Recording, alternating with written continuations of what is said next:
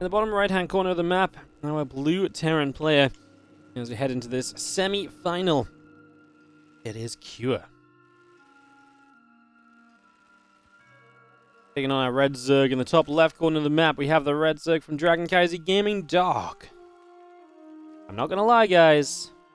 A little bit of a biased warrior today. I want Dark to win. I want a Maru Dark best of 7 finals. Call me greedy. You know, whatever. I will say it. I want Dark. I want the Maru Dark best of 7. Okay. So I feel like that might not be a super unpopular opinion, anyways. I feel like a lot of people might feel like that. So yeah, we'll see how this goes as we do get into this semi-final with a pool first on the side of Dark. So already potentially opening up with some aggression here on Grezvan, potential to kind of open through and really kind of blast into these playoffs. Obviously, Dark coming out of a very successful group stage. 7-0, first place in the group, 14-1 in maps, the most dominant player in the group stage. Maru went 7-0, but was 14-3 in maps, so yeah. It would kind of be like this tournament feels like it's been setting up for Maru versus Dark with the way that the group stage performances went. And last time I watched Dark versus Cure as well, I mean, Dark Cure played in the groups, right? And Dark kind of just smashed him. 12-minute games, pretty simple stuff. Cure never really got off the ground. He just kind of stumbled and fell pretty much throughout, so as the 6 lings come up, we will get the gas behind this. We'll see what Dark does off these early lings. See if he can find much damage. See if he can find a little bit of an edge. See if he can find himself a chance to break away in a great fashion or so.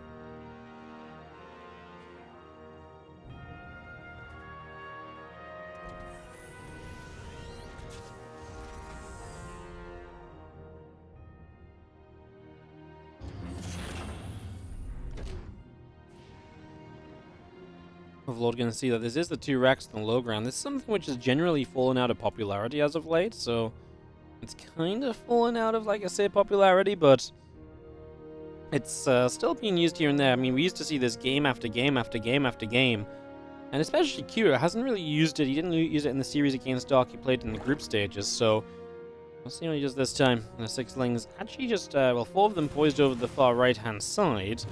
Queen here going to get a couple of shots off. We'll see how those lings get used. As the Queen gets a few more shots on the Reaper, and I wonder if we can just try and flank the Reaper or so. And I don't know, like, obviously the Reaper is still fast. Those lings just going to hide off to the side. Maybe if you catch the Reaper, like, not being paid attention to, because this Reaper is being microed, maybe we can get a surround and a kill. Yes, we can.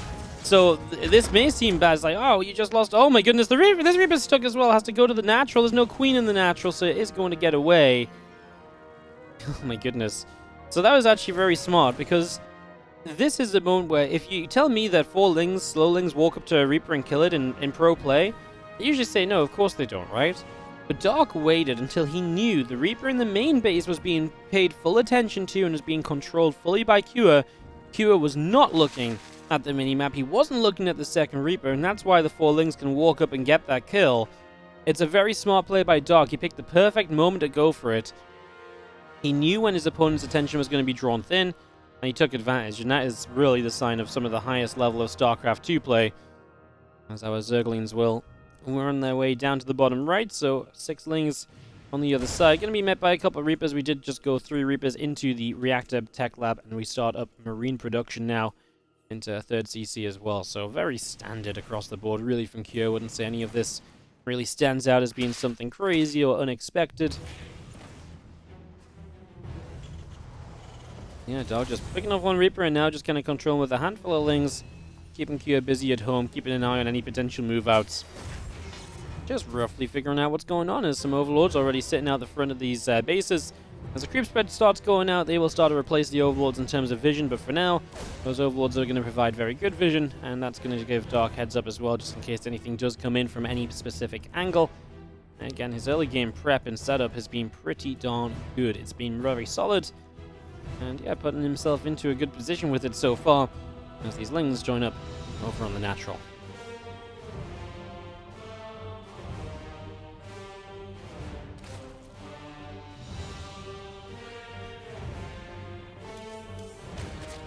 Two Evo Chambers going up. Darling's going to go patrolling around. Overlord spreading. And yeah, the +1 melee upgrade already starting up here on the side of Dark. Carapace as well. Give me a second extractor dropping down. It's just getting this underway. Our Queen's gonna get a couple of creep tumors pushing out down the south side of the map.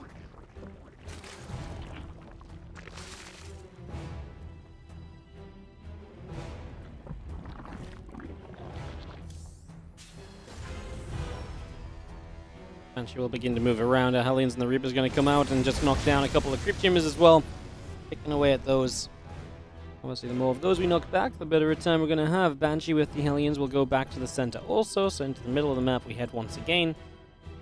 Let's just have Engineering Bays, 1-1 upgrades, Combat Shield. All getting set up. Siege Tank and the Medevac still coming through too.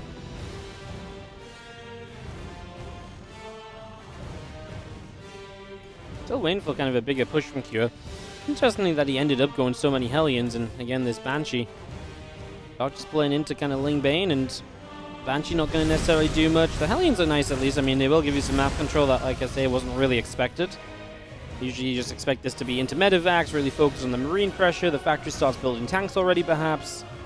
But no, we actually take our time to get these Hellions out, and again can control the map with those pretty neatly for a little while as our first Medevacs will look for a drop.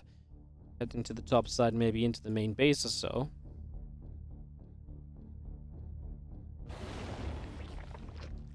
Single Zergling just moving over the edges. And again, the Medevac's ready to run into this main in a couple minutes. Try and see what they can get done. Our Zergling's going to come up here as well and spam Marines away as we try to unload, but I can't really do too much. The Ling's getting over there. These Hellions trying to push forward. They are going to be met by a couple of Queens as well, so we'll not be able to really break through for much extra. Hellions continue to back away to the right-hand side. 2-2 upgrades are continuing on out from Dark. The 1-1 attack and armor on the engineering base as well. That armory still building up as a couple of extra barracks come through.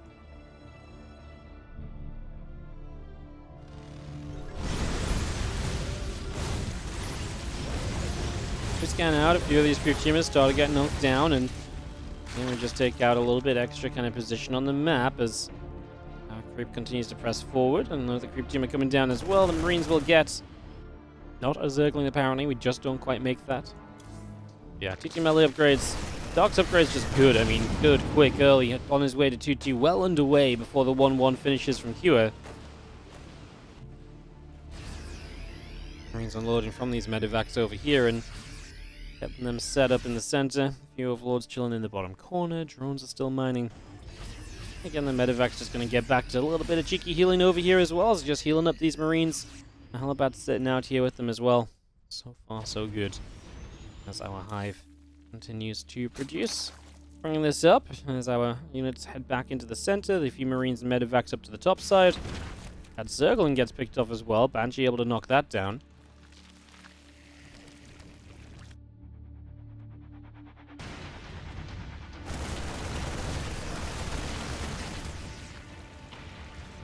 Take down some creep tumors, knocking that down in the center. A few more Marines around the top. Gonna see what they can do as we dive forward. Gonna knock down a couple of creep tumors once again. So just denying creep. The more you deny creep, the better off you're going to be when it comes to taking bigger fights later on in this game. Obviously, Dog gets himself the Hive, and that's very quick as well. We could go very fast Ultras here. I don't think we really need... Could make some Vipers, like 1 or 2, but I think a fast Ultra Cavern is the... Oh no, actually going to drop a Hydrogen. Okay. I was going to say a fast Ultra Cavern could be on the cards. Hydrogen and just Adrenal Glands for the moment, but obviously that could lead into Lurkers later as well. Also not a bad choice, man. Dark has so much right now, but I think Cure's defense is pretty good. Wall-offs against just Ling Bane. I mean, we're going to try and send the Banelings forward here. We're going to commit in. And tank fire into the center of the Banelings. We do finally bust through, but this is Dark really giving up way too many units, I feel like, to gain... Honestly, in my eyes, not enough. Some Widowmine's still ready to go off, and Dog's going to get himself a lot of SCVs at the end here. 19 workers killed, but he lost a lot. And I actually think, I don't know if it was indecision, I think he was trying to minimize what he lost initially, but he pulled back and took a couple extra tank shots on the Banelings. I really felt like that just stopped some of his initial power pushing through there. His attack was just not good enough. He just didn't find the value out of it, and Cure's already on the map looking to follow up. It's just not the moment it needed to be as this Widowmine is going to fire in. It's going to grab a few Zerglings as well. Our Lings do come through. Our Barbarians getting lifted. Wouldn't mind going to find a bunch more Zerglings, although wouldn't mind setting up as well. One for extra Zerglings. Our Lings still running forward. Our Medivac's unloading. Bio units able to DP there, pushing the Lings back once again as you can just see Adrenal Glands is about to be done on the pool. And this Lingbane of Dark pulls back over toward the natural.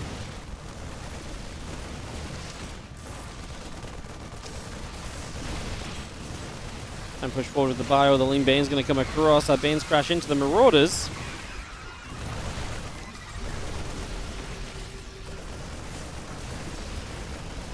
Hatchery taking a lot of hits. Is going to go down in a moment. And a couple of Zerglings getting knocked out as well. Cure. I mean, Q didn't do anything spectacular here. He put himself in a good defensive position. Dark attacked into him. And now Q is on the counter-attack. And we have a few Banes smashing in initially. This Dark is going to try and find himself a defense. He really just... I can't quite get over just how overly confident that previous attack was. There's no better way to say it. Dark attacked in. He clearly believed he had more. And he did. It was just the position of Q. It was like, it's just a defensive position. There's walls, there's tanks, there's mines. And Bio just split around the left side, going to knock down a couple of creep tumors as we go. And Dark has Lingbane Hydra going left and right, figuring out what it's trying to do. The rest of the Bio coming back into the center here. Now Widowmine's all set up. And this army of Q are going to start taking some steps onto the creep spreaders. Well, the Zerglings will get knocked down. That Ghost Academy is over halfway done right now too, so still bringing that up as well. In the bottom corner, and Bio units will take some more steps forward, and a couple of creep tumors could be there as well as how Dark trying to rebuild up. Widowmine's open with some hella shots. Okay, well, that's once again an example of how a Zerg army melts apart in seconds. At this point, Q just has so many mines, and he's only reinforced with extras. His production tab basically empty in terms of units compared to what Dark just had to rebuild, and Dark's not even close to maxing back out. That's how much Dark was losing. Just so many Lings. A lot of mines active again here where, again, you just can't really afford that. As Dark, you just can't keep having this happen. What are we going to do? Parasitic Bomb the Medivacs? We split those apart. Not the best split we've ever seen, but somehow only one Medivac goes down anyway. A little bit of fortune there for Cure, just the timing of the Medivac dying and the other Medivac getting out still. Yeah, Kissy behind this now. Cure. The moment that Dark took that bad fight, he just took full control of his side of the map, and he's taking full control of the game, continuing to push across, heading up the left-hand side. The Lingbane Hydra just going to get chased back.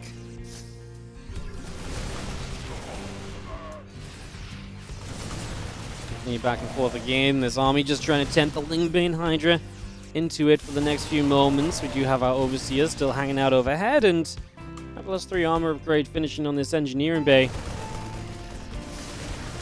Go one more time. Lings and Banes coming across. Parasitic Bomb is going to land onto the Medivacs.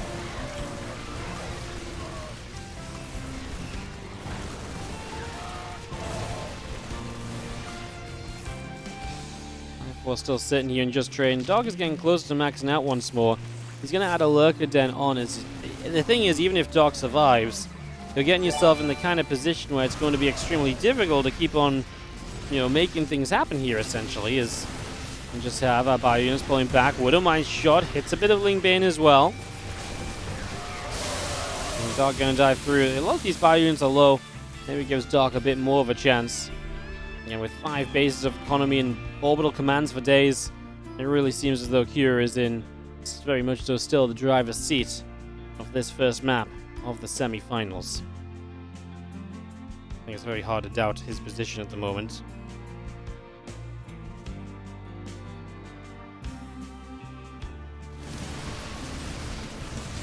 Just going to sim up the left, going to go towards the Queen and a few of the Hydras.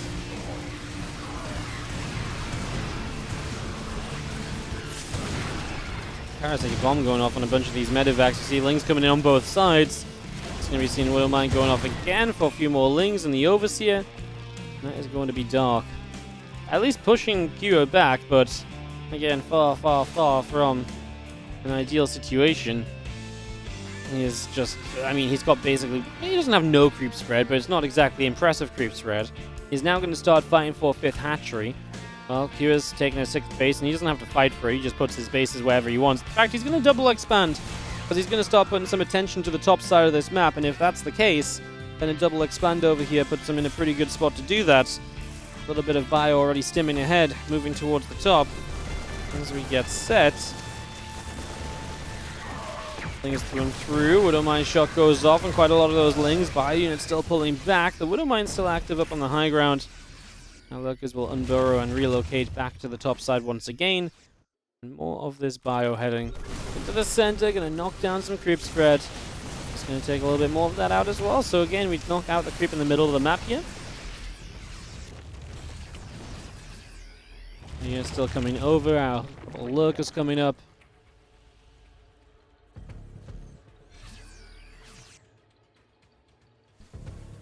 Here rotates back to the northern side of this map as we get ourselves ready to jump onto this base here.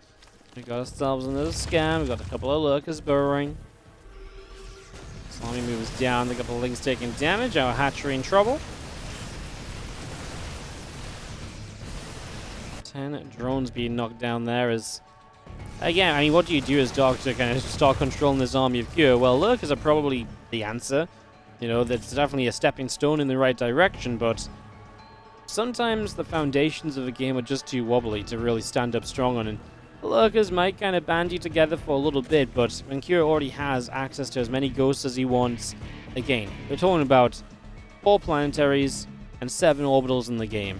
He just double expanded and Dark didn't even send a unit. You know what? There's just so much control for Cure that, again, looking for an answer for Dark might just be an impossibility. And I mean, these longer games, sometimes you do see players come back. Sometimes you do see the epic turnarounds, but it would have to be an absolute feat for Dark to win this out, as he does dive forward with the Lurkers, but so many Lings are giving up their lives. As we just need a scan, and a couple of Lurkers will fall pretty quickly, and then Cure will continue to probably feel pretty darn good about his position. Not sure if he necessarily wants to keep pushing here per se, but just in general is able to stand tight and stand strong down this low ground. Fusion Core coming up, more starports as well. We just get into, I think, Liberators at this stage is probably very good. Zone out Lurkers, zone out Hydras, also zone out the currently building Infestors. Don't think you can really go wrong if you get Advanced Ballistics going right now.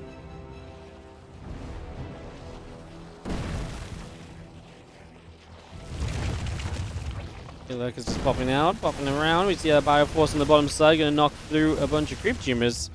Again, it's a slow, grinding game from Cure. He has been locked into some late games when it comes to today's matches. As that Bioforce comes over, the couple of Lurkers burrow up on the ramp. We see our snipes are going to line up, and they're going to get rid of one Lurker immediately. A fungal growth lands big on the bio units, my goodness. A couple of Widowmine shots going through. The Banelin's getting knocked down as well.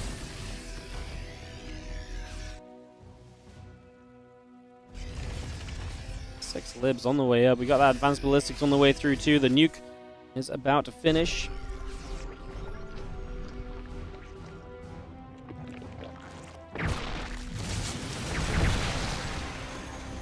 Sniping a bunch of queens there just out the front. Another fungal comes down, but the problem with fungals is they're a great supporting spell nowadays.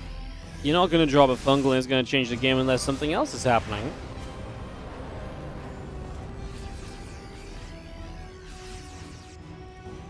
We're still moving around just for the moment as we have our couple of Liberators sieging up.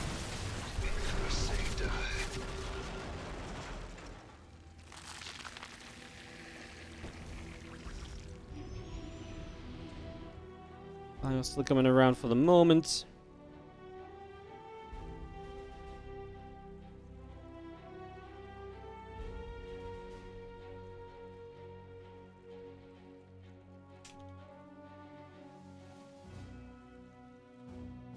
Ghost coming out, nuke on the way, just getting that set as we do have a couple more Liberator shots going to push the Lurkers back. On the top side, our SCVs are going to run through, and first Lurker gets knocked down as well.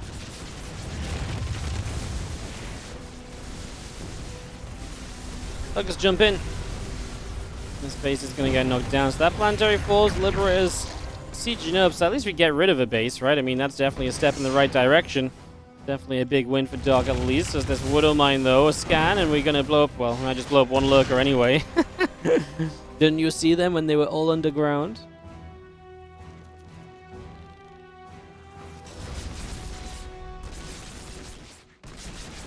Look at Fire and CC taking more damage. We do take another base top left as well.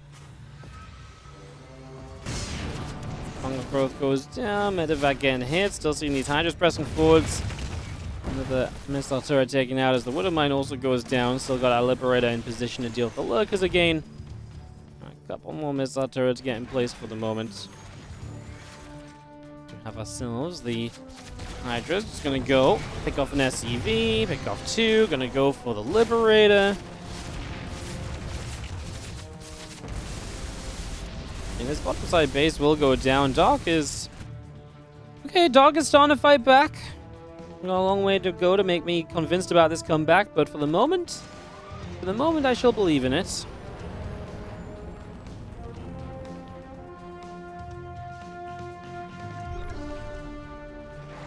Not be ahead just yet. That's a massive fungal. I'm just going to be seeing more fungals dropping down. The Hydra's just going to come forward and fight these Liberators. Not sure if that's really a great call. There's still Liberators firing up on these Lurkers. I mean, Dark loses so much. 16 drones dying as we had the nuke land as well. This was a ridiculous fight again. Dark just diving through Liberators. Almost no respect for them, but... I mean, I can understand he maybe thought it was his chance. He had some fungals out. Everything was stacked up. It wasn't a terrible choice in theory, I suppose, but in practice, he didn't get rid of enough Liberators quickly enough, and so things became quite problematic. Medevac Ghosts still coming around the bottom. I got our Liberators still set on the top, and Hydralisks are going to take that chance to knock down a set of rocks here as well. So just going to take those down.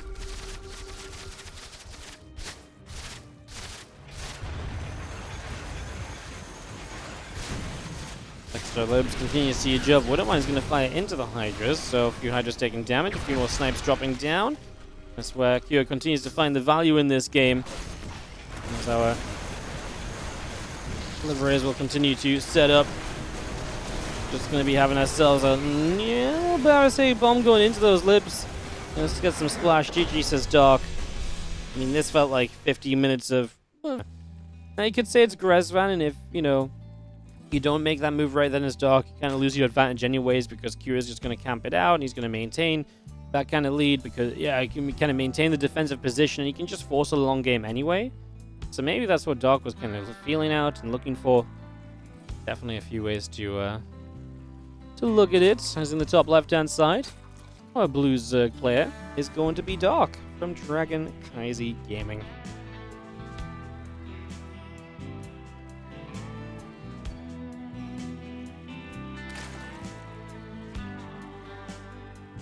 Taking on the Red Terran.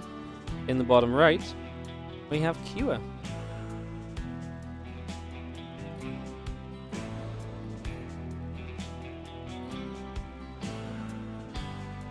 Game number 2.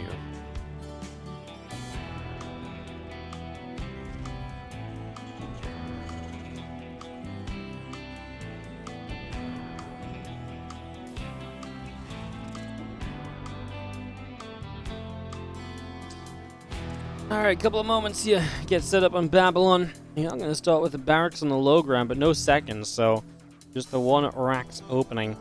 Get a couple of Marines out, and you can go Overlord hunting early. Try and grab the first Overlord and put yourself in a good position from there. Because you'd be able to stop Dark from scouting further. You'd be able to stop Dark from seeing a little bit more of what's just happening in general.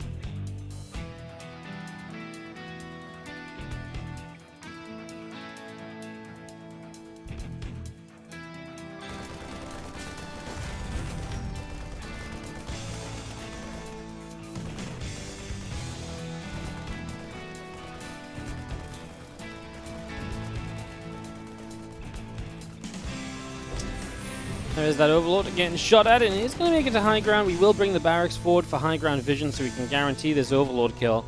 That does delay the build time of the reactor or so, as our Marines will get there, and this Overlord will indeed fall. So Dark loses an Overlord early. As he finishes up this current Overlord, he's going to be supply blocked still.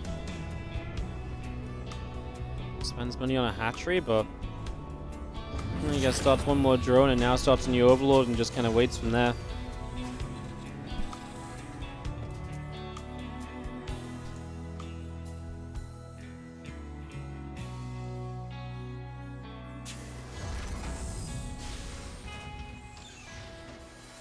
couple overlords coming out, and drones are on the way. Queens are building. Third hatchery is going to get started. Let's get that over on the left-hand side. And we'll see where we go. Like I said, Dog definitely took fairly decent control early in the last game. This is Q's first map pick of the maps that obviously were allowed into the series. Dragon Scales was vetoed by Dog, so Q chooses to play Babylon early. Great map for 8 raxing on, keeping a pressure on. Just generally, just shorter. Lots of positions to siege, lots of positions to advance on slowly. That's why you might see Q kind of preferring this map as his first choice. We'll see what comes of it. As Dark already starts up the Roach run. I mean, like I said, you can't really blame the Lingbane for him, because the Lingbane definitely put himself in a good spot. It's just he then took a horrible fight with it, but we do obviously look at Dark as a pretty hefty Roach player a lot of the time, and this is not going to be any different of a scenario. As a couple more Hellions come out over to the left, the Queen is going to be there. Hellions will start to take a couple chip shots of damage as the Queen pushes them back. And you just see the Hellions coming in over this side, and that drone is going to get knocked down. Banshee and a couple more Hellions. Cloak as well. All coming up for the moment.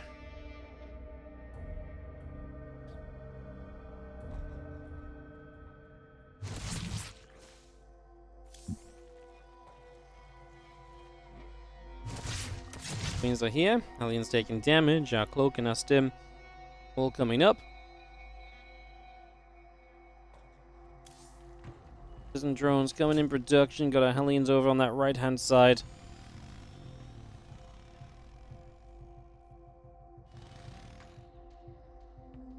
Here come the Roaches. Now, it's a fast lair behind this, so Dark has attacking options being made as the Hellions will spot the Roaches. Now, there's a Banshee on the way. I think Q is going to make a Banshee pretty much every game against Dark, because it's just so good in case he does play Roaches. And he just plays Roaches so much that it's very rarely not a good call. And even if you don't build Roaches, you can still utilize a Banshee nicely. You can still, deal some damage with it and, get some bits and pieces done. See one more Roach going down already as Dark was not ready for the Banshee. Didn't really have any way to deal with it with the Roaches out there. Like I say, he's already building his lair though, so it looks as though he'll just go into probably a fast Roach speed and 1-1 missiles. And probably try and play some sort of Roach-based timing. If not a timing, then he can still just play through a Roach-based mid-game. And with a Roach-based mid-game, you can end up on a position where you can kind of swap into the Baneling Nest, get that Ling speed going later on, and eventually just play Ling Bane Roach, just using the Roaches to really stabilize throughout the early stages.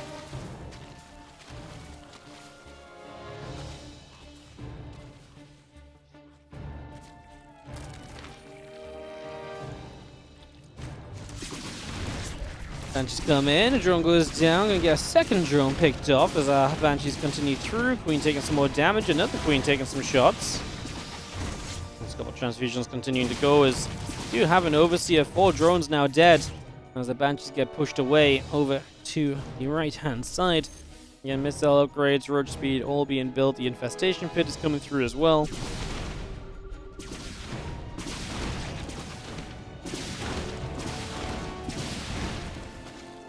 Knocking down a whole bunch of creep tumors already, so a lot of creep going down. Infestation Pit and the Baneling Nest all coming through. The Banshee's just looping around over on the right side, trying to see what we can do next as we start to pick our way through one of these. One of those Queens getting chipped away at, and now the Medevac's going to go boosting up the right. A lot of Marines included, a lot of Marines involved over there. As we have these Medevacs all the way up to the top, heading toward that main base for the next couple moments. There's a hatchery going down in the center as well, so getting all of the bases up. Our Hellions moving around. Action continuing pretty nicely right now as our Hellions do go after a couple of drones. And actually with the Marines in the main base, we're going to get rid of 11 drones, so a lot of damage being done. These Roaches are not really standing up well themselves. We lose a Queen, and the Medevacs do evacuate, but Dark is getting picked apart a little bit here. Cure is just kind of finding the openings. He's finding the ways to get that damage done, and he's making sure that Dark is not able to take control of the games like Dark so usually likes to. Hi, welcome Roddy and everyone from the Roddy stream. Hope you guys had a good time in WTL. We are here in the WardiTV Korean Royale Season 2 playoffs. Currently Dark versus Q. Winner of this advances to play Maru in the Grand Final Best of 7. So you're joining us at a pretty great time. Q leads 1-0. As our Marines unload, they're going to find an Overlord farm. If you're just joining us, Doc, I was in a great position in Game 1 and then just completely suicided. And Game 2, it's kind of just been all about Q, dealing with an initial roach attack, taking no damage. It doesn't feel like Doc's really had anything to show for his setup in this game. He hasn't set up into anything, basically. And now he's lost a bunch of Overlords. This is not damage you recover from, as Q might be just about to throw himself into a very substantial lead. A few Marines still poised up on the top side, a few more medevacs heading up over there to maybe strike with them. These Banshees just chipping away at this hatch. I mean, it's the kind of game where I could imagine this hatchery could die to these Banshees, because it does feel like Doc is just having such a rough go of it. Rosapals drop down, Vipers and Lings building. +2 Carapace coming up as well. Extra drones just heading down to the center. Queens do show up, and they will get rid of a Banshee for a couple moments. I'm just going to get that group spread going once again.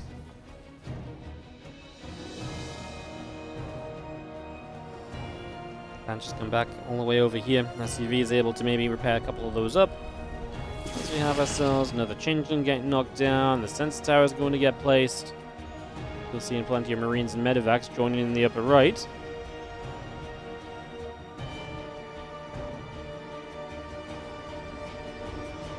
Marines, Medevacs, and tanks making their way up here. We do Stim, and we do have the Lings running forward. A couple of Banes starting to get forward there as well. Crows of Baals drop into the center of those Marines, but the split apart was good. Tanks siege up one more time, and our Marines going to pull back.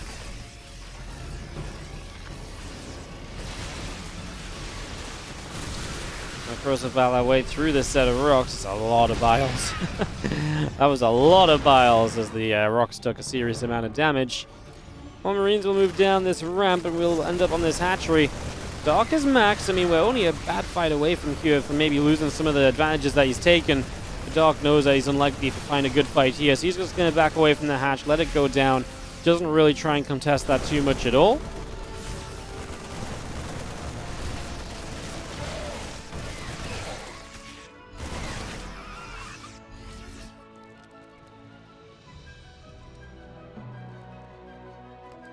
Vikings coming up alongside the 3-3 upgrades. We continue to build into those. Let's just have our adrenal glands coming in, the pathogen glands starting. +3 carapace in the melee upgrade. These extra CCs coming out the front as well.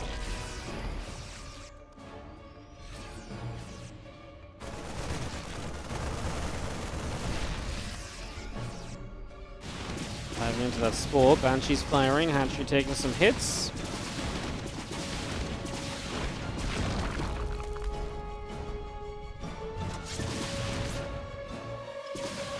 Drone does go down. A couple of Queens still pushing that Banshee back. The Marines and the Medevac's going to go all the way back down the bottom right. Tanks as well.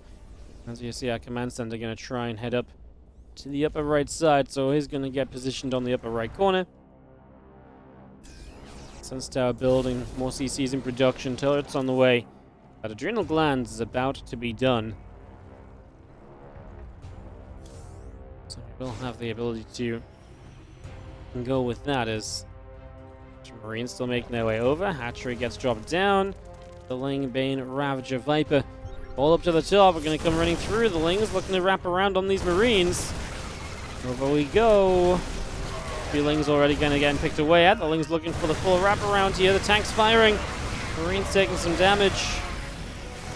Well, again, just feels as though it's Doc that's just taking the hits, right? He's chasing, but he doesn't catch, and he takes tank shots as he goes. Q is in the bottom left, clearing out creep, making sure more bases don't get up over here. While Doc obviously still has established bases and establishing bases up to the top of the map as well. Ravagers and Vipers still cruising around. Tank, Medevac, Marine on the right side as, and we've got the rest of this Lingbane force of Doc coming back down the bottom. Doc is staying maxed out. Resources lost isn't exactly great for this stage of the game. 3,000 difference favoring Cure. But as long as you're maxed out with a bit of money in the bank, I still kind of believe. And if you can slowly get that tech up, I mean, we're working on some Hydra upgrades right now. Maybe eventually we see ourselves a Lurker Den. I'm not going to say I love it for Dark. I definitely feel like, what Kira has done is established him a great setup. And that's the issue, right? Like, Kira has A, tanks for days defensively, and B, he has all of the command centers in the world. So he's been very free to do this, same as the last game. Because Dark loses any sort of pressure on the map, Kira does as he wishes, and the supplies might be close and the numbers might be close, but the infrastructure and the setup that Kira has, the strength in all of that, is absolutely huge.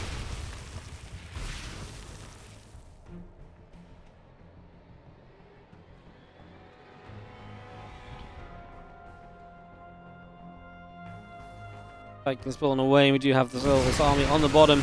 Gonna drop a couple more corrosive vials up. Missile turrets taking some hits, and that all goes down. Another CC is gonna make its way across here. It's gonna land up on the top right-hand side. Still got Ling Bane setting up as well. There's a couple of Liberators sieging up too. More missile turrets all on the way out. Getting up as much as possible as Ling Bane is poised, and again, a couple different sides. A lot of Ravagers down on the south, potentially able to come in here as well. We knock down one refinery immediately.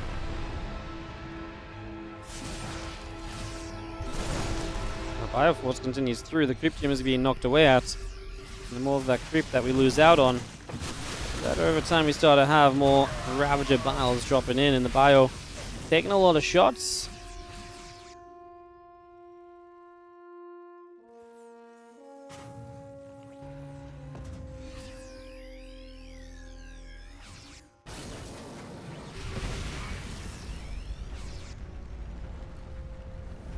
Ravagers coming through again. Liberator goes, continuing to get settled here. Continuing to get this underway as we have ourselves the Neural Parasite building. Units in the center getting settled. I mean, the creep spreads all over. Dark holds his side of the map, and he does hold a base that Kira does not, so if that was maintained, he has a bit of a leeway in terms of, how well he has to trade here. He actually gets some ghost kills here. Kills 2, now he kills 3 before the medevacs finally realize they should just lift up and evacuate. Ling Bane running over the dive in towards these as the Marines will turn around and fight and do pretty okay in the end, so not much coming out of that. Still diving forward with these Marines, and the couple Queens have to still try and get out of there. Spore Crawlers coming up and still firing. Parasitic Bomb going to land on the first medevac, but we dodge out of there. We pull it back immediately. Banners are still moving through and just having ourselves a couple more piles. Marines coming over, and again, these Ravagers are still trying to hold their own just for the moment. Couple Vipers, 8 Infestors. The aliens actually grab a group of those Marines, so again, able to do pretty decently for themselves there as Command Center still moves on through. Are we going to try and do what? Set up a planetary high ground or something? Like, I don't know what else we're really doing with a CC moving in this direction. That may seem like a ridiculous guess, but I mean, what else do you expect to see with a CC that moves in this kind of a direction, right? I don't think really anything at all. Scouting CC? Yeah, I mean, I guess so. Oh, it's just gonna float around. You just say, yeah. Float around. I'm gonna try and lag you out by putting more things on your screen. Yeah. Couple libs still sieging up.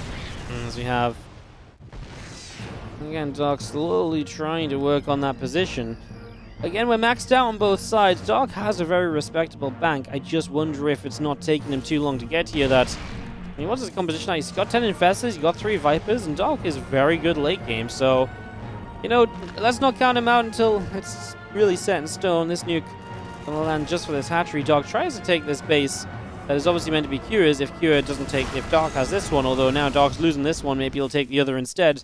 Just with the idea of, hey, I'm always going to try and mine from the base that you're not kind of in front of. The idea being, again, you still need to mine one more base than your opponent does. Ideally, Dark never has to actually let Kira mine from this base, though.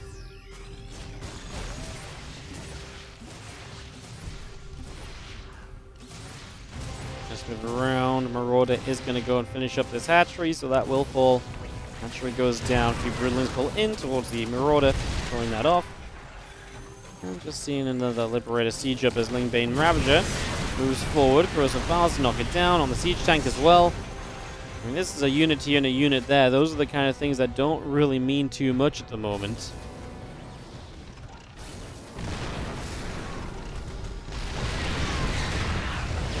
The Thors continue down at the bottom. The Broodlords get pushed away. Our Liberators continue to siege up one more time. Spore Crawler is going to get picked off. Neural Parasite.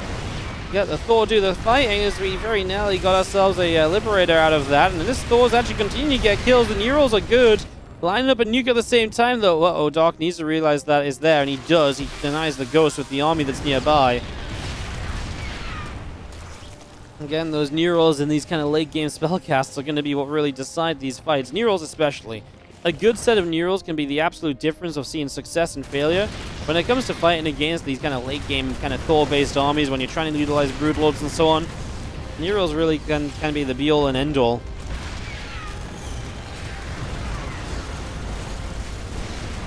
Here, just started to get the base on the top side as Dog just put some investment into knocking down this planetary. Will not get it, actually. Runs away from these Liberators, which he does have Fungals to kind of try and grab.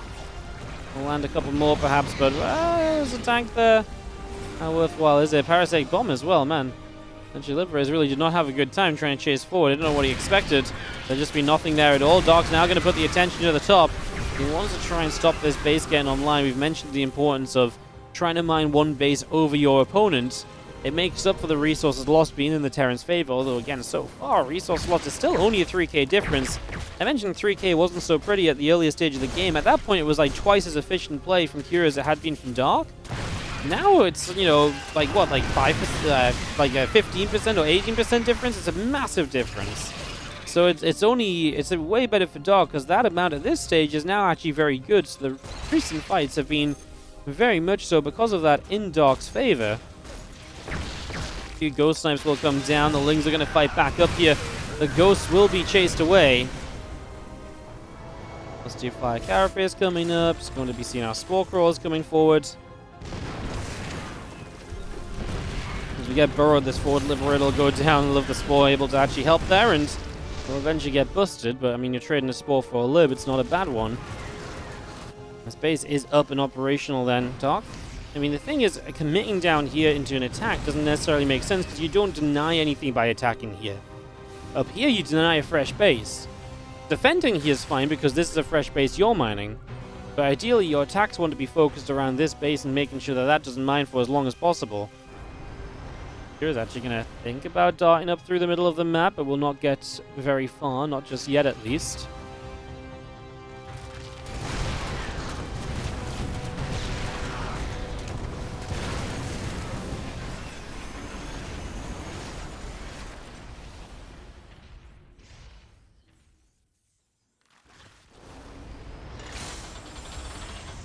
Yeah, still moving around. A couple of SCVs still dropping. I mean, obviously the game goes at a pretty slow pace at this point as you just get a little neural out from Dark. Gonna knock down a Liberator with that.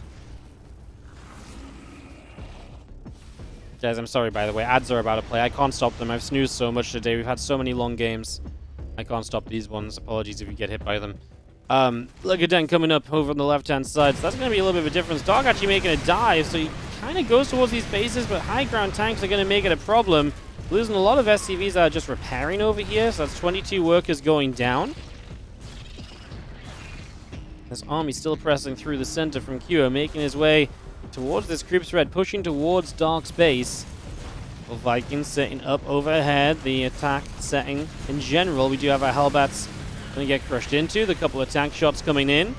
This base of Dark's going to go down. Dark is not really taking out a meaningful base himself. This base really doesn't matter at all. Going to knock down the barracks. The Ghost will get picked away at that as building there.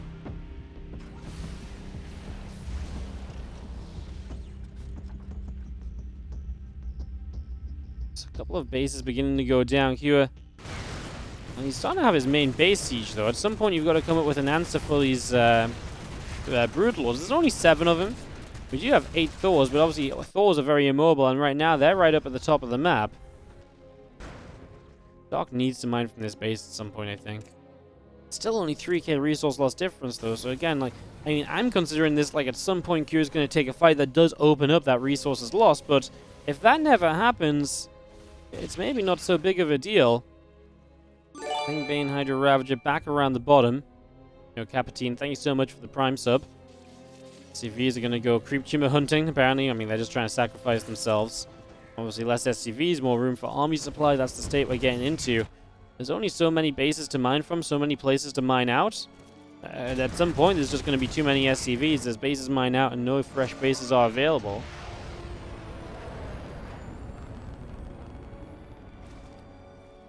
We will neural parasite on the left-hand side.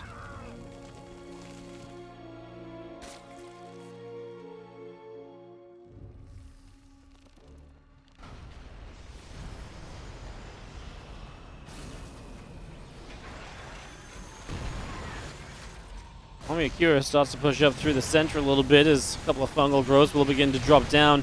Parasite bombs as well. Liberator's taking some shots from that. The army spread to maybe come in for the flank of the day.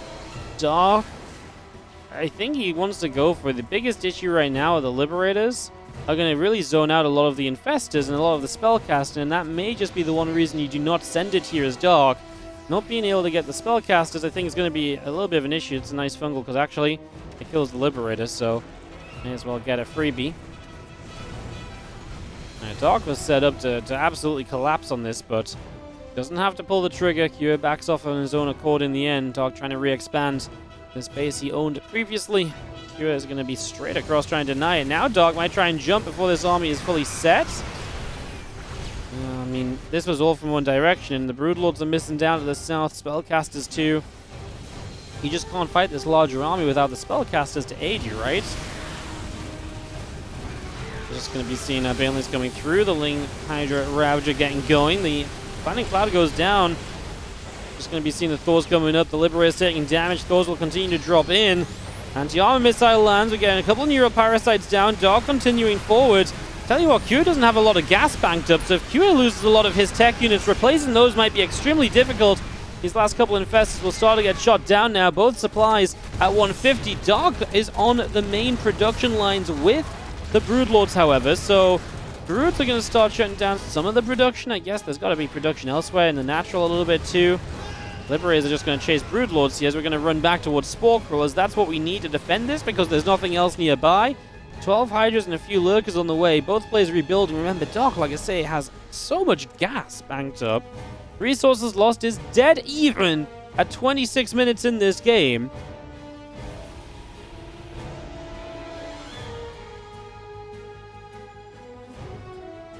Holy goodness, this is, Kira has got to get drained out at some point. He's played so many long games today.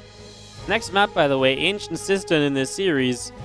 I mean, Kira has been spent more time in Ancient Cistern today than as other players have spent an entire series, so definitely expect that to maybe go a while as well, as Queens and the Spore are going to fight back. The Liberators get shoved away. The Banes and the Hydras and the Infestors are going to come rotating around. A depot goes down.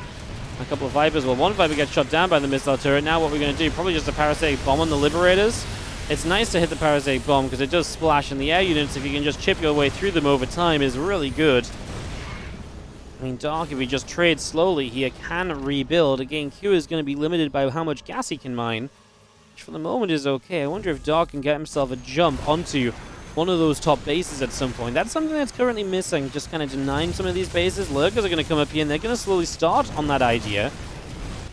Yeah, I like that. I like that a lot, as we're going to realize that the natural is kind of an abandoned position. Going to launch a nuke over on this side, and, well, Dark is going to try and keep his units out over on this right side. We actually lost a bunch of the Broodlords retreating away. I mean, this is scary. Dark's obviously trying to make the right call of how much do you send through, how much do you commit with. Nuke lands, not for much, just a couple of drones going down overall, as these Lurkers still on the top side, denying this base, and especially denying the gas mining, I think is going to be a huge deal.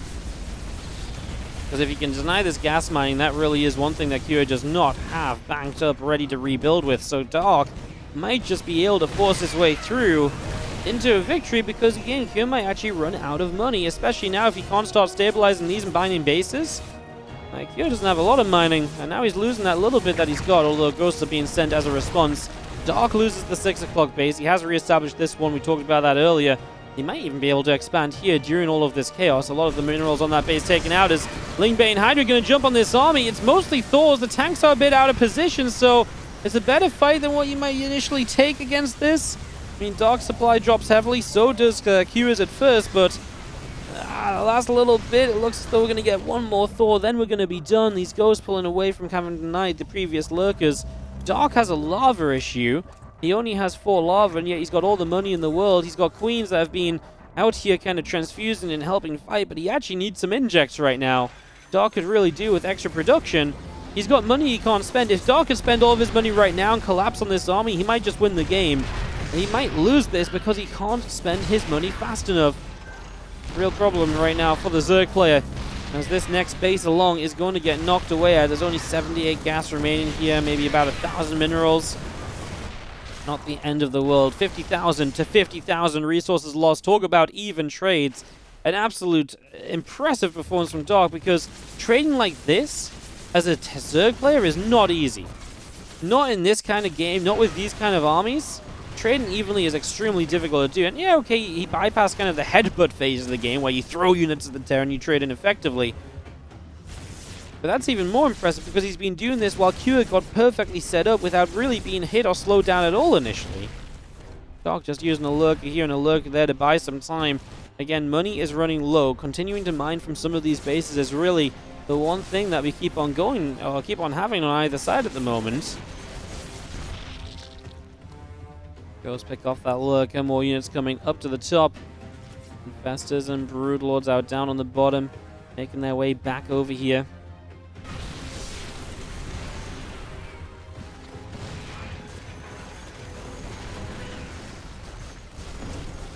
Big push from Kira. I mean, he still has an army supply lead, 153 to 150. Well, now 156. 11 new infestors just started, of all things.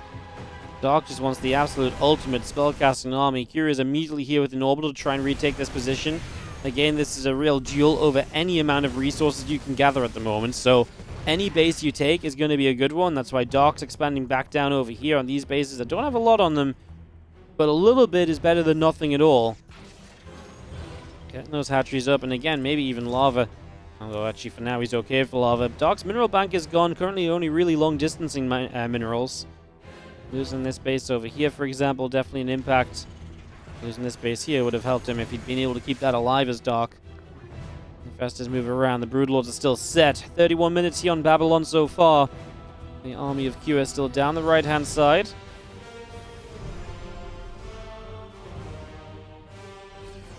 A lot of units making their way into position as we have ourselves the Liberators for a moment. Leading this charge. Thank you, Bit Duchy, for the 9-month resub. Appreciate it, as our Libs will siege. Broodlords are going to fire in. A couple tank shots. More friendly fire there as well. And this fight has so much on the line. Such a different series, right? 2-0 for Kira, 1-1.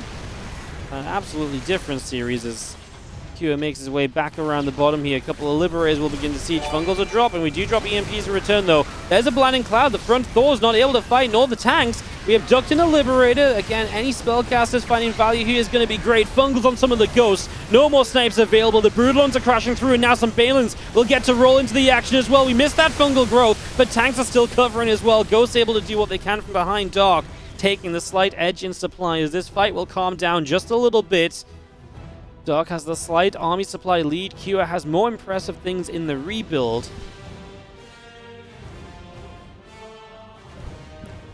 Game settles.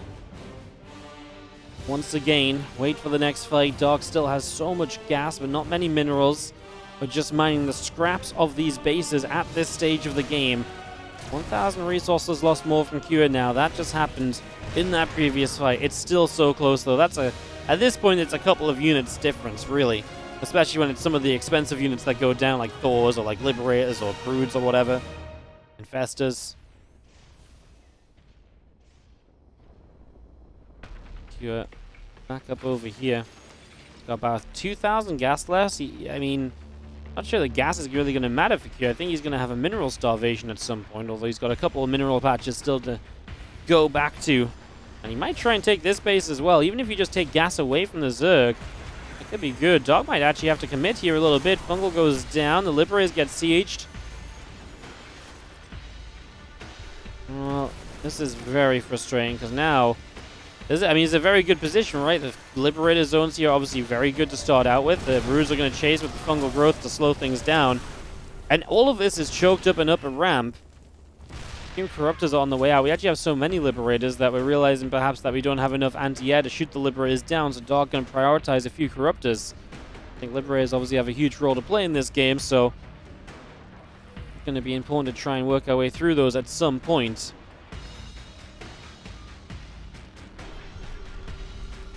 Scan, keeping an eye on things, looking to see just what is going on, looking to realize what's happening here. This army of Q is still set on this forward position.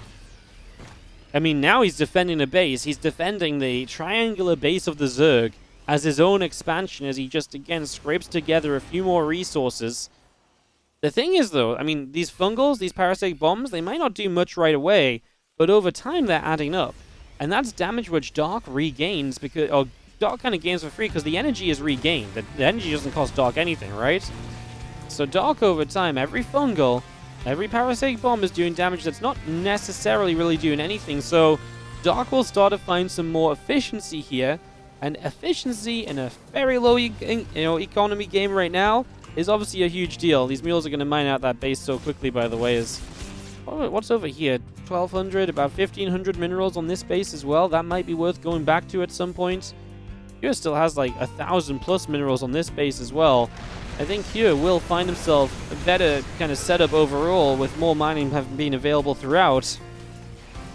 There's a couple shots there. Broodlords tried to initiate. How do you fight it as Dark? You just gotta play it so very slow. Again, the resources on this base is such a big deal. We actually take 2 libs out with that parasitic bomb. Viper's finding whatever they can to gain energy from before they shoot away. Another parasitic bomb. SCVs are repairing. At this point, repairs are very important. At this point, you kind of do need to be repairing as Broodlords are going to drop again. I mean, at this point, the tank-friendly fire may do more than anything else. There's only 2 medevacs healing up the ghosts in the bio.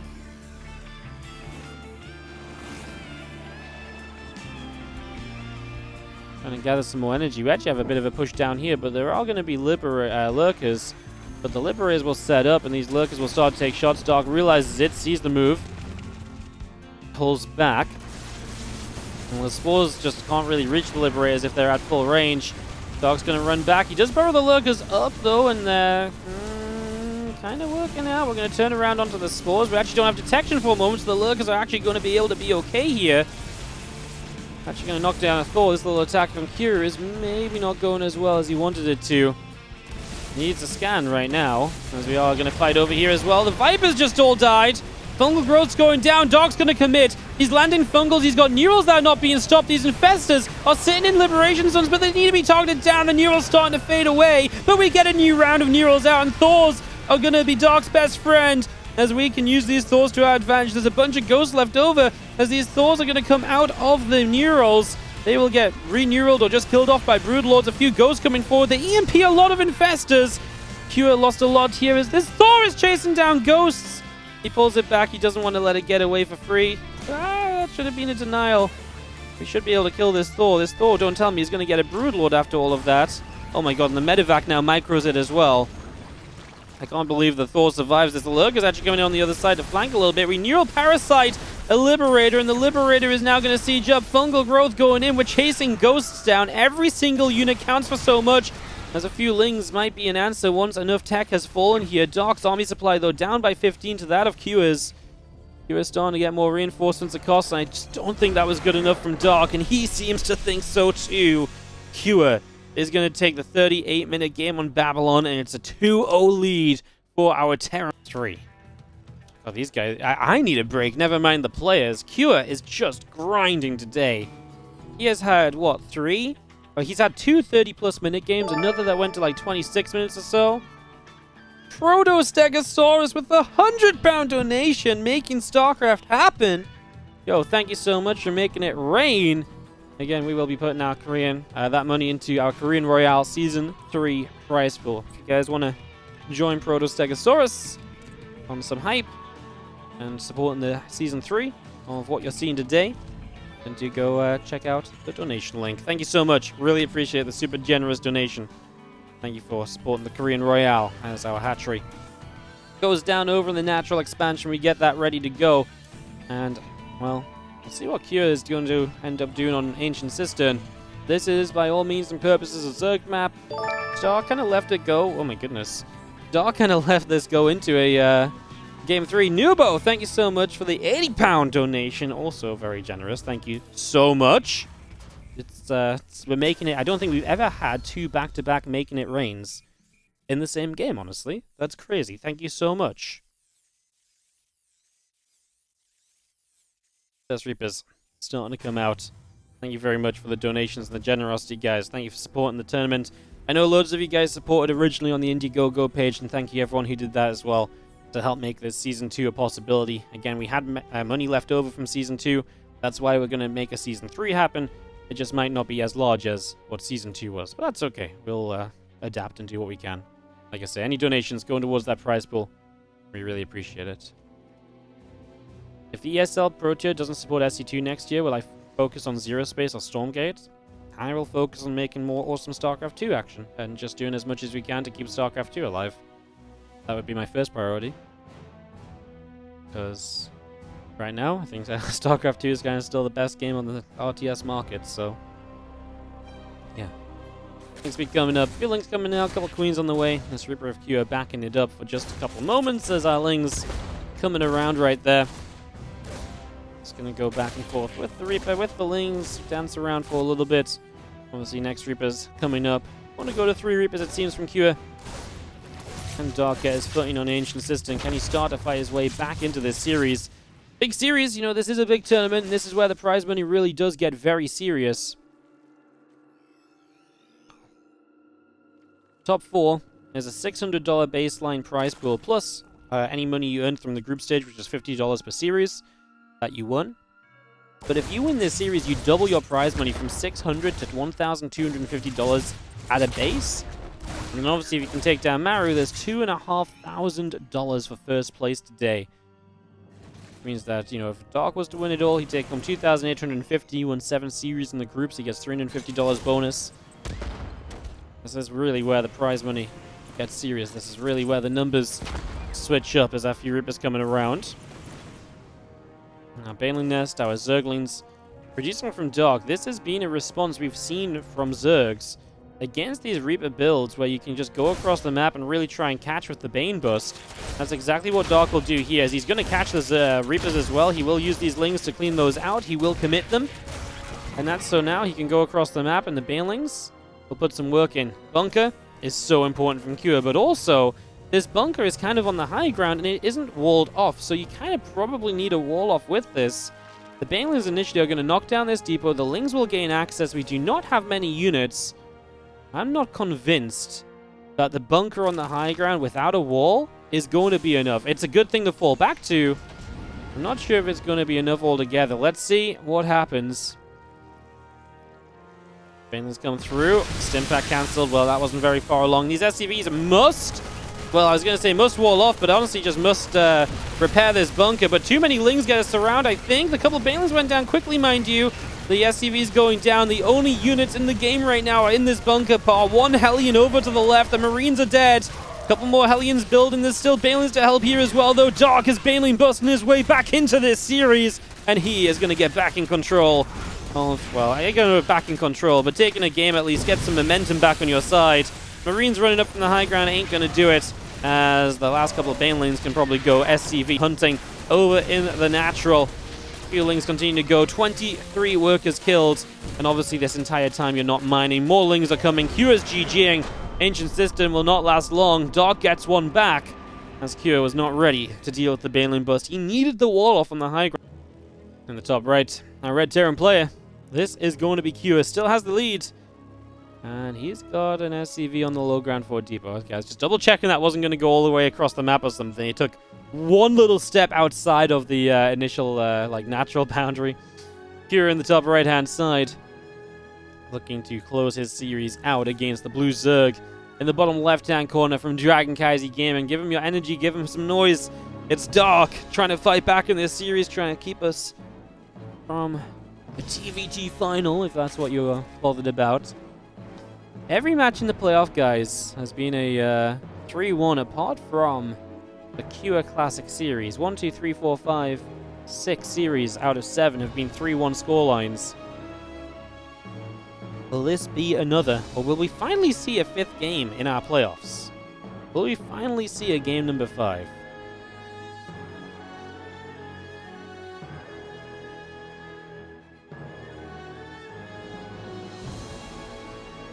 This is not the finals, nope. The winner of this plays Maru in the finals for a best of 7. This is the semi-finals. As that Overlord heads across to the upper right. Couple barracks coming through, Orbital and a Reaper on the way.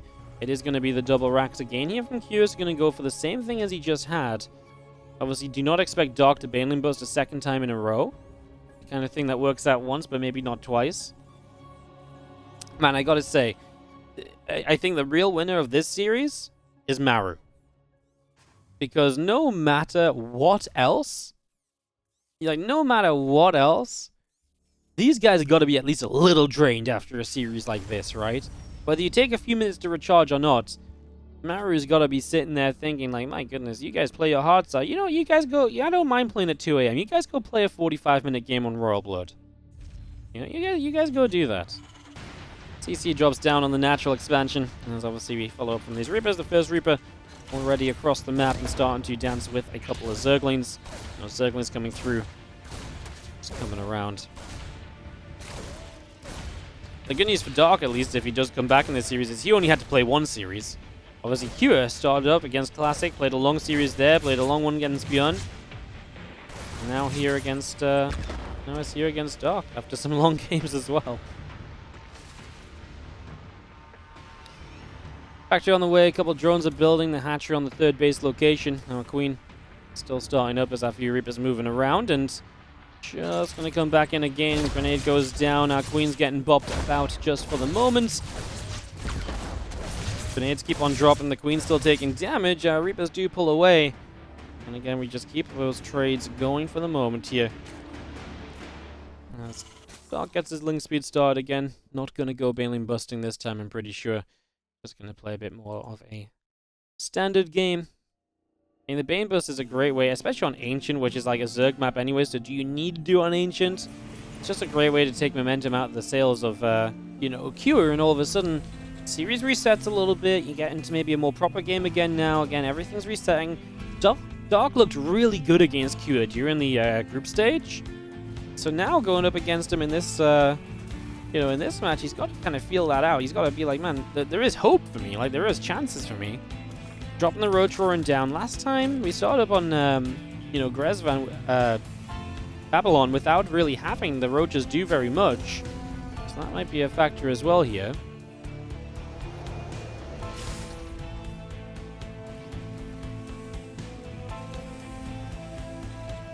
Reapers gathering together, guys. Sorry, we have a little bit of, the game's just a little bit stuttery, guys. Sometimes our Korean server's not our friend.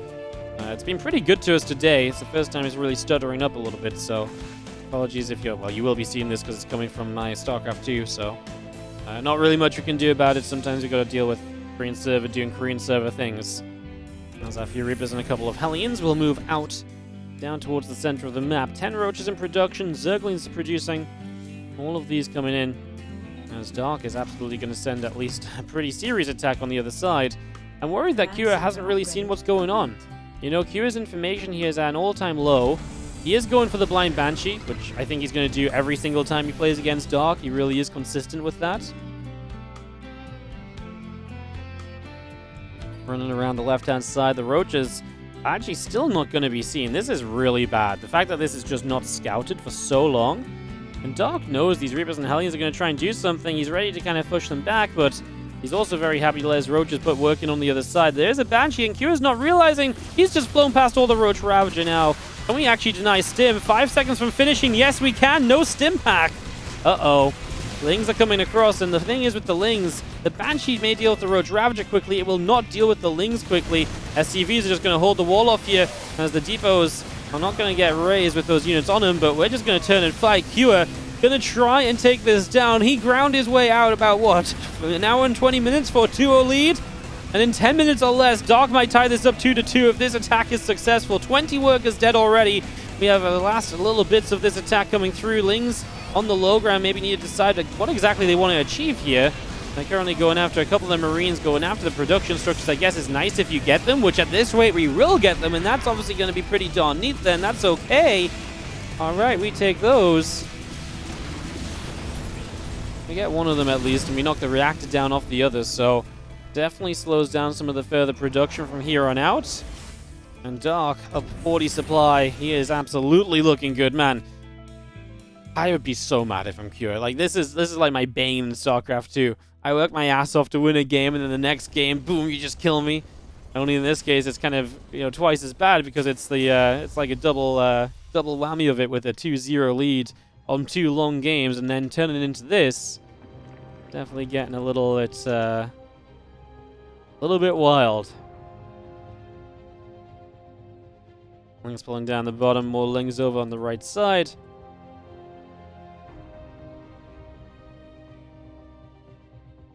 A lot of Lings up on the top.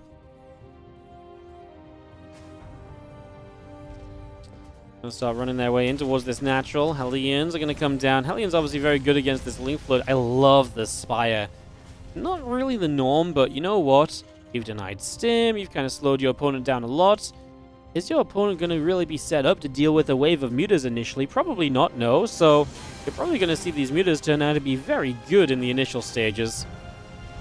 I am a big fan of that. I actually think that's an awesome way to play this.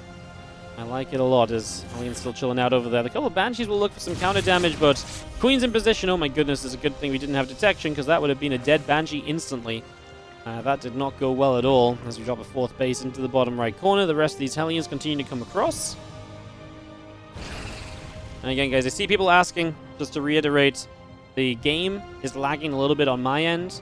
My ping's fine. It's just sometimes the connection to Korea is a little bit funky. It's just dying off a little bit right now. It's just being a bit weird.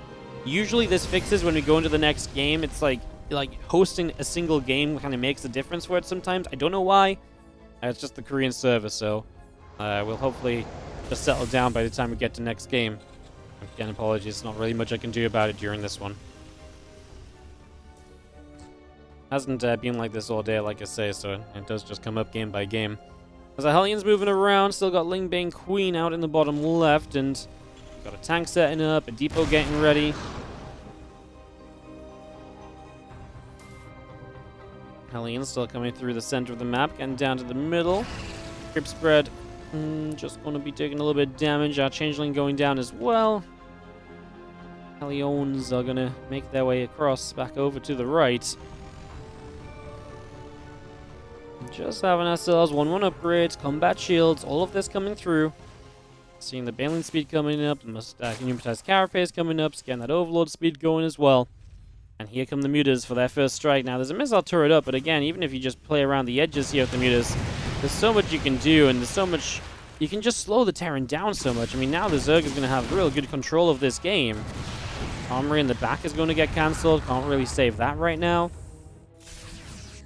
I don't even think it's that important if you get like a ton of workers. I think just keeping the Terran kind of thinking about these mutas constantly can be a problem in itself.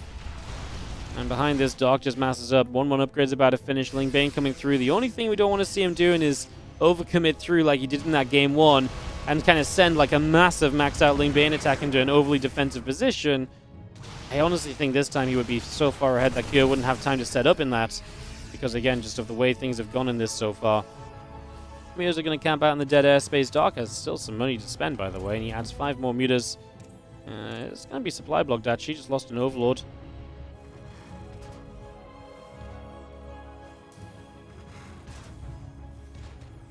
Armory coming up is going to be finishing soon. Our Mutalist going to get back onto a few more SCVs. Going to get 5 kills there, so... Again, the Muta's doing a pretty effective job of things so far. Coming back across. Another siege tank taking some damage. Head back down the center. More mutas coming up. 2-2 melee upgrades are producing out. Our mutas still over on the far left-hand side. Our Marines are chilling. And just seeing our Ling Bane up the left as mutas really thinking about what they want to try and do for the next couple of moments. Baneling's still setting up. Our mutas back into the center. Gonna grab one SCV, gonna get the Widow Mine before it can fire as well. Any Widow Mine you pick off is less splash damage available to help out here as well, remember, so that's also gonna be a pretty big deal. As in we go, Ling Bane's gonna dive on by. We're just gonna be seeing the mutas overhead, swarming with the Ling Bane on the ground. I don't think there's a way you hold this as Kua. Dark's aggression has primed him for a 2-2 tied-up series, and we are going the distance in our semi-finals. Kua has now had all of his sails dropped down and slashed. He's not moving anywhere, and Dark up to 2-2. A blue Terran player. This is going to be Kua.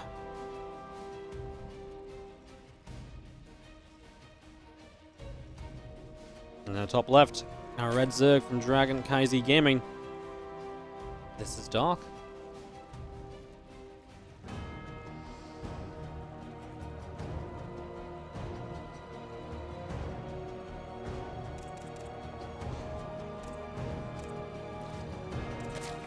Alright, fifth game, final game. Dark has imagined a comeback, trying to give us a TVZ final. As Maru waits in that finals, it will be a best of 7.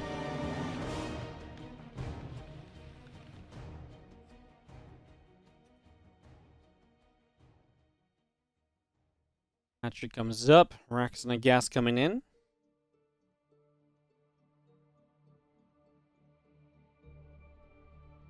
Heading our way around this left-hand side. A few drones coming up, spreading them out. Just seeing our hatchery. Gonna be a pool than a gas, it seems. A hatch pool gas here from Dark. He does like to play as well the top side third hatchery. Mine these minerals out and gain access over there. It's very different to what a lot of Zergs play on Neo-Humanity, where a lot of Zergs just kind of deal with the fact they'll take a forward expansion or so.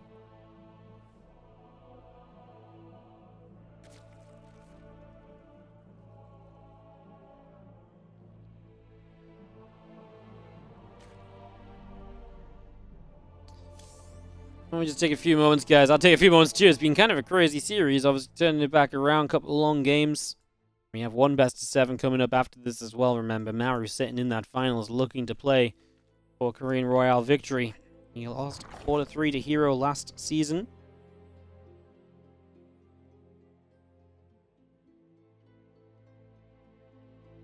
As the SCV just comes about, checking out a little bit of what's going on.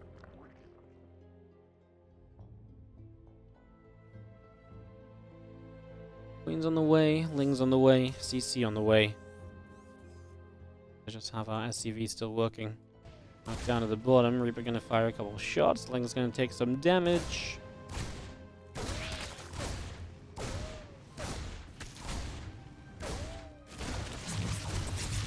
Grenade going down. We have a couple of command centers building up, so it's gonna be 3 CC from Kua. Nothing egregious from him. There is that hatchery I mentioned, this topside base that Dark likes to take. He does like that as his third.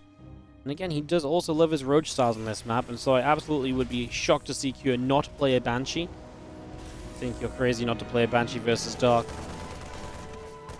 It just helps you, it's meant to help you so much. Obviously against a Roach Ling all in like what we just saw, the Lings don't really get dealt with by the Banshee, and not knowing it's coming really takes away your opportunities to be able to kind of deal with those things as well, right? But let's see what goes down. A few Queens coming up, the drones coming in. It's the waiting game for us. Obviously, worth noting that Kua's not gone into the Reaper build. He's gone into the Marines, he's gone into the factory, the starport. So this part, at least, is a little bit more kind of different too. And notably as well, Marines and not Hellions. Tech Lab on the factories are going to have a little bit of a Marine Cyclone setup. He's really doing everything he can to be super anti-Roach at the start here. I'm pretty convinced that he just wants to absolutely ensure that Roaches are not going to ruin his day, basically. I think that's the one thing that Kua is absolutely looking for right now. Queen's at the front, the Reaper moving up. We do see the Roach Roaring is going to be on its way up as well. A few drones coming in.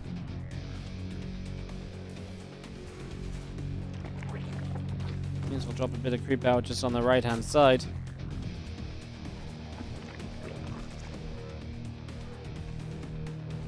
Our Roach Roaring is over halfway done. Building it up, bringing it through. Stimpak on the way as well. A couple extra barracks are producing. So straight to the bio. The Roach is on the way from Dark. I don't expect him to play super aggro with these Roaches. Not off of like any no upgrades or anything. I think if anything, he'll maybe start being aggressive when he's close to the maxing. It is dangerous. Roaches kind of pincering into this base, and Dark does it really better than anyone, so it's strong, but I actually think it's stronger later in the game than trying to hit super early. And like I said, I don't think Dark has intentions right now of building any roaches unless really necessary. He will lose one Overlord, as he is not on his way to another, so actually supply block will be fairly serious for Dark right now. He needs to start that up, starts it plus double Evo Chamber. He actually needs to start like 2 or 3 Overlords, as the Lings will try and get some damage on these rocks, try and knock down the center. Yeah, I said 2 or 3 Overlords, now he's going to build up to 5, so Dark trying to fight his way out of this supply block, trying to get himself into that better position as Marines and a Cyclone knocking down some of this creep. Locks on with the Cyclone to the Queen. And the Marines is again chased away. Stimpack is still building up, and with that Stimpack, we'll see what the first timing can do. That's where Dark's absolutely going to have to make sure he at least has some amount of roaches out and some amount of safety set up in place, else he could run into a whole bunch of trouble. Stimpack and 1-1 upgrades coming out. The barracks are producing. Factory lines on the tech lab. The starport goes for the reactor. Have to get medevacs up to start playing this bio style. Just have the 1 Banshee. Like I say, this really is here just to make sure that there's no super aggressive initial round of roaches or anything. Knock down the rocks, and the couple Queens coming over, going to go for... Well, that's a Banshee kill, right? Thank you very much. We take those. Kira, mistake. He was so good throughout the early games. He is a bit shaken in these next couple. Maybe getting worn out. Mistakes are going to start happening. You know, mentally has to be pretty drawn thin, right, as well. You have really played... I mean, Kira especially has played not just this long series against Dark, but the earlier series were not short. He's had a lot of longer games today.